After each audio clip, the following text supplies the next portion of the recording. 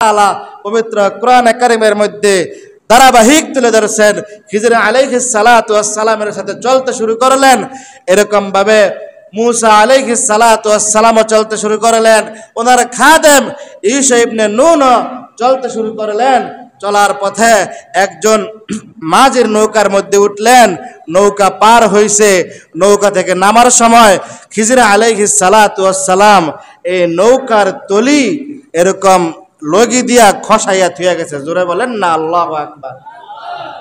মুসা আলাইহিস সালাতু ওয়াস সালামকে কোন পাগলের পাল্লায় বললাম, বলে আমগো নদী পার কইরা সহযোগিতা করে নাই, কিন্তু আপনি নদী থেকে নাইমা বেড়ার নৌকার তলা খসাই দিলেন, ব্যাপার কি? হযরতে খিজির আলাইহিস সালাতু ওয়াস সালাম বলে, আপনি আমার সাথে থাকতে পারবেন না। একটু সামনে অগ্রসর হয়েছে, সামনে অগ্রসর হওয়ার পরে একটা শিশু বাচ্চাকে দেখলো। শিশু বাচ্চাকে দেখা ওই শিশু বাচ্চাকে একদম গলার মধ্যে কূপ দেয়া 2 টুকরা করে লাইছে। হযরতে মুসা আলাইহিস সালাতু ওয়াস সালাম বলে, কি ব্যাপার, কোনো কথা নাই বাতি নাই, আপনি তাকে কূপ দিয়া 2 টুকরা করলেন, একটু সামনে অগ্রসর হয়েছেন, গিয়া দেখে বিশাল বড় একটা দেওয়াল। এই দেওয়ালটা একদম পরে পরে যাবে বাপ, সকাল থেকে শুরু করে সন্ধ্যা পর্যন্ত খাইটা এই দেওয়ালটা সোজা করে দিয়েছে। জোরে বলেন আল্লাহু আকবার। এই তিনটা ঘটনা ওনার সাথে ঘটছে, প্রত্যেকটার ব্যাখ্যা অনেক লম্বা চড়া। মুহতারাম হাজিরিন, বলতেছিলাম হযরতে খিজির আলাইহিস সালাতু ওয়াস সালামকে সাধারণ কোন নবী, জোরে বলেন, সাধারণ কোন নবী নয়, উনি সাধারণ কোন আল্লাহ তাআলার পেয়ারা বান্দাও নয়, উনি একজন আল্লাহ রাব্বুল আলামিনের খাঁটি বান্দা, উনি একজন আল্লাহ রাব্বুল আলামিনের পয়গম্বর। হযরতে খিজির আলাইহিস সালাতু ওয়াস সালামের জ্ঞানের কাছে বিভিন্ন নবী আলাইহিস সালাতু ওয়াস সালামও ফেল হয়ে গেছেন। মুহতারাম হাজিরিন, সুলতান ইবনে আদেলের জানাজার মধ্যে কে শরীক হয়েছে? হযরতে খিজির আলাইহিস সালাতু ওয়াস সালাম। হযরতে খিজির আলাইহিস সালাতু ওয়াস সালামের জানাজা যে শরীক হয়েছে সুলতান ইবনে আদেলের, কি এমনি শরীক হয়েছে না ওনার কোনো গুণ ছিল? ওনার কোনো গুণ ছিল। মুহতারাম হাজিরিন, বাইজিদ বুস্তামি রহমতুল্লাহি আলাইহির ঘটনা আমরা সবাই জানি, কিতাবের মধ্যে পাওয়া যায়। বাইজিদ বুস্তামি রহমতুল্লাহি আলাইহি জগৎ বিখ্যাত বুজুর্গ ছিলেন, মায়ের দোয়ায় ওলি হইলেন। উনি 5 ওয়াক্ত নামাজ জামাতের সাথে আদায় করতেন, আওয়াবিন পড়তেন, আশরাক পড়তেন, জিকির আজকার পড়তেন, কোরআনে কারীম তেলাওয়াত করতেন। জগৎ বিখ্যাত বুজুর্গ বাইজিদ বুস্তামি রহমতুল্লাহি আলাইহি গভীর রাত্রে হাঁটতেছেন, পাশে দিয়া দেখে একটা বিড়াল কাদা মাটি অবস্থায় কাতরাইতেছে প্রচন্ড শীতের মধ্যে। বাইজিদ বুস্তামি রহমতুল্লাহি আলাইহি এই বিড়ালটাকে নিয়া উনি একটু দোয়া মুসা করিয়া এই বিড়ালটাকে ওনার ল্যাপের নিচে জায়গা দিছে। বাইজিদ বুস্তামি ইন্তেকালের পর তৎকালীন জামানার একজন আল্লাহ ওয়ালার সাথে স্বপ্ন যুগে সাক্ষাৎ। ও বাইজিদ, আল্লাহ তাআলা তোমার সাথে কেমন মুআশারাত করেছে? ও বাইজিদ, তুমি কেমন জান্নাতে আছো? কোন আমলের বিনিময়ে তুমি জান্নাতের মেহমান হইলা? বাইজিদ ডাক দিয়া বলে, ভাই আমার, আমি এত বুজুর্গ হওয়া সত্ত্বেও, এত আল্লাহ ওয়ালা সত্ত্বেও, এত নামাজ কালাম পড়া সত্ত্বেও, এত কোরআন তেলাওয়াত করা সত্ত্বেও আল্লাহ রাব্বুল আলামিন আমার কোন আমলই কবুল করে নাই। একমাত্র শুধুমাত্র কেবলমাত্র আল্লাহ রাব্বুল আলামিন একটা সাধারণ মাখলুকের সাধারণ খেদমত করার কারণে আল্লাহ রাব্বুল আলামিন আমাকে মাফ করে দিয়া জান্নাতের মেহমান বানাই দিলেন। জোরে বলেন সুবহানাল্লাহ। যদি সাধারণ একটা মাখলুকের খেদমত করার কারণে এই বাইজিদ বুস্তামি জান্নাতের মেহমান হয়ে যায়। আর যদি সৃষ্টির শ্রেষ্ঠ মাখলুক বনি আদম মানুষের খেদমত করতে পারি, তাহলে আল্লাহ রাব্বুল আলামিন অবশ্যই অবশ্যই আমাদেরকেও জান্নাতের মেহমান বানাইবেন। জোরে বলেন ঠিক কিনা? ভাইরা আমার, আল্লাহ রাব্বুল আলামিন পবিত্র কোরআন কারীমের মধ্যে দুনিয়ার মানুষদেরকে জানায় দেন, জাহারাল ফাসাদ ফিল বাররি ওয়াল বাহরি বিমা কাসাবাত আইদিন নাস। এই আয়াতের ব্যাখ্যা কয়েকটা। ফিলিস্তিনের দিকে তাকান, মায়ের সামনে সন্তানের লাশ, সন্তানের সামনে মায়ের লাশ, স্বামীর সামনে স্ত্রীর লাশ, স্ত্রীর সামনে স্বামীর লাশ। একটা বাবা হাসতেছে আর হাঁটতেছে। ওই বাবাকে জিজ্ঞাসা করা হয়, কি ব্যাপার, আপনি হাসেন কেন? বলে, আমি জান্নাতে যেতে চাই, আমার 7টা ছেলে জান্নাতের মেহমান হয়ে গেছে। একটা 3 বছরের বাচ্চা, কোমর থেকে নিচে পর্যন্ত সব শেষ হয়ে গেছে, নারী বুড়ি ঝুলতেছে। একদম সহযোদ্ধা তাকে কোলে নিছে। এই শিশু বাচ্চাটা হাসতেছে। জোরে বলেন আল্লাহু আকবার।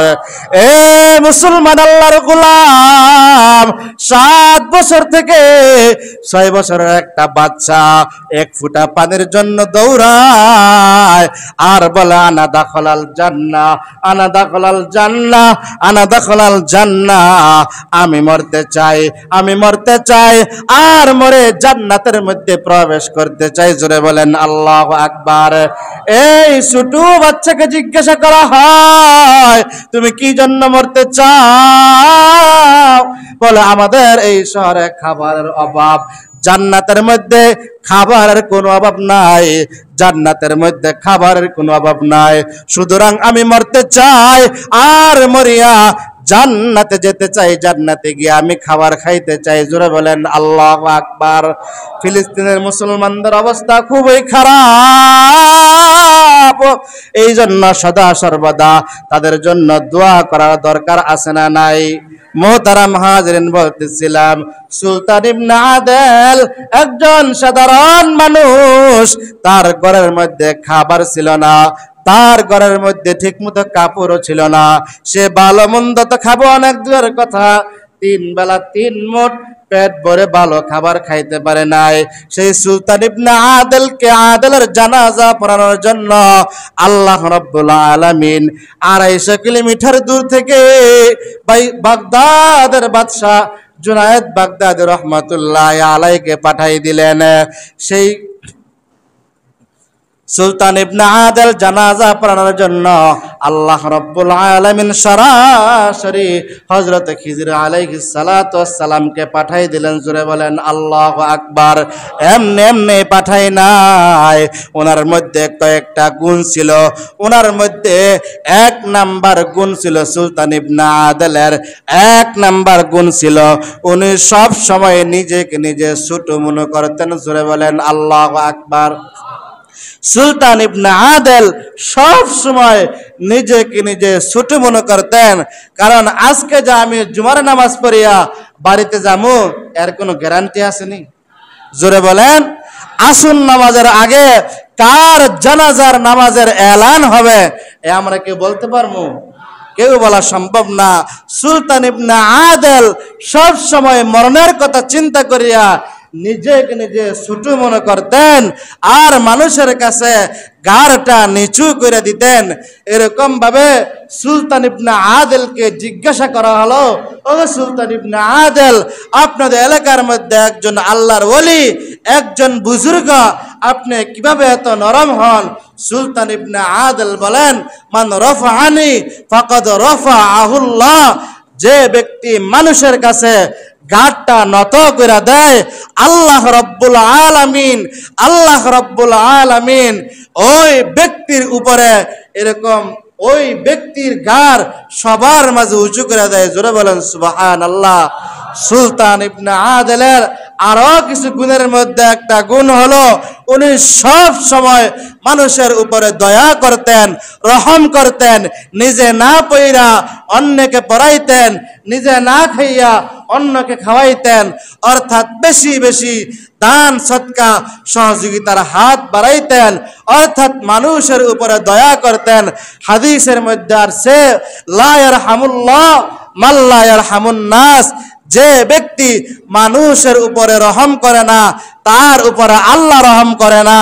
যে ব্যক্তি মানুষের উপরে রহম করে আল্লাহ রাব্বুল আলামিন হাসরের ময়দানে তার উপরে রহম করে। মুহতারাম হাজরিন, সুলতান ইবনে আদিলের 12টা গুণ উল্লেখ করা হয়েছে। এর মধ্যে আরো একটা গুণ হলো উনি সব সময় মানুষের দোষগুলা গোপন রাখতেন। হাদিসের মধ্যে আসছে যে ব্যক্তি দুনিয়ার মধ্যে মানুষের একটা দোষ গোপন রাখবে, হাসরের ময়দানে আল্লাহ রাব্বুল আলামিন ওই ব্যক্তির 69টা দোষ গোপন রাখবে। জোরে বলেন সুবহানাল্লাহ। যে ব্যক্তি মানুষের একটা দোষ এরকম গোপন রাখবে, হাসরের ময়দানে আল্লাহ রাব্বুল আলামিন ওই ব্যক্তির 69টা দোষ গোপন রাইখা ওই ব্যক্তিকে আল্লাহ তাআলা জান্নাতের মেহমান বানাই দিবেন। মুহতারাম হাজিরিন, সুলতান ইবনে আদিলের আরো অনেক গুণের মধ্যে একটা গুণ হলো উনি যখন ওই রাস্তা দিয়ে হাঁটতেন তখন মাথাটা একটু নিচু করে হাঁটতেন, মাথাটা একটু নিচু করে হাঁটতেন, জমিনের উপরে একটু পাটা আস্তে আস্তে রাখতেন যেন জমিন ব্যথা না পায়। কিন্তু দেখেন আমাদের হালত সম্পূর্ণ বিপরীত, আমাদের হালত সম্পূর্ণ উল্টা। এই সমস্ত গুনাহগুনের কারণে আল্লাহ রাব্বুল আলামিন হযরত খিজির আলাইহিস সালাতু ওয়াস সালামকে দিয়া ওনারা জানাজার নামাজ পড়াইছেন। আল্লাহ রাব্বুল আলামিন আমাদের সকলকে এই সমস্ত গুণ অক্ষরে অক্ষরে অর্জন করে পালন করার তৌফিক দান করুক সকলে।